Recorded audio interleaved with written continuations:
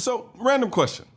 You ever walk your dog and end up having to shoot a guy to save your life? New details on the shooting and stabbing yesterday at a Spokane apartment complex that left 2 people dead. According to investigators, the shooting may have been in self-defense. May have been. Homeboy's walking his dog. He's not looking to star in a real-life horror movie. What we know from police is that a man began attacking a woman with a knife in this apartment complex yesterday. That woman being pulled to safety by someone who lives in this complex, and she was not injured. So first, this dude tries to knife a woman, fails because someone stepped up. Then what does he do? Then that man with the knife attacked another man in the stairwell of this complex, and that man died. And now someone's dead. Not because of a gun, because a maniac had a knife and no one stopped him in time.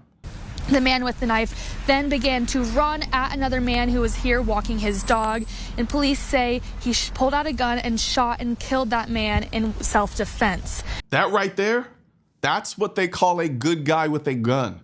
Not the fantasy version that the media loves to mock, but the kind that just wanted to finish walking his dog. And if he didn't have that gun, this story ends with 3 bodies. There's a certain stillness that comes over a place after something horrible happens.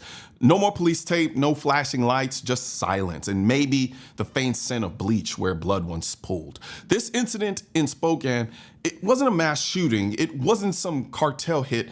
It was one man with a knife and a mind full of chaos, and it took a regular guy with a dog leash in one hand and a gun in the other to stop it. So let's run it back.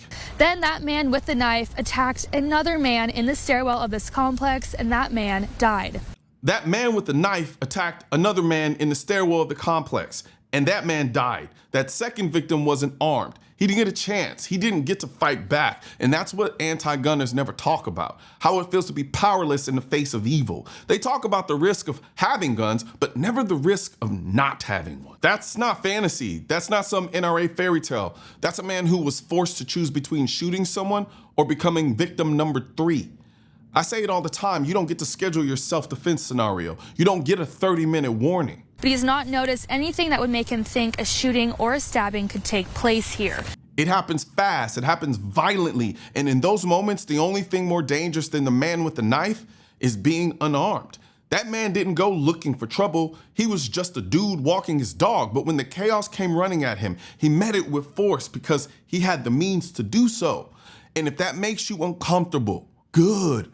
It should, because real life self-defense isn't clean, it's not pretty, and it doesn't end with a tidy bow, but it does end with innocent people alive and a killer stopped before he could take more lives. Look, if you're carrying a gun for self-defense or thinking about it, this story should tell you why that decision matters. But carrying a gun is only part of the equation. That's why this channel is sponsored by USCCA. And no, they're not just some legal defense insurance. They offer comprehensive protection, legal help and education, training, mindset building, scenario drills, the kind of stuff that actually prepares you for the moments you pray never happen.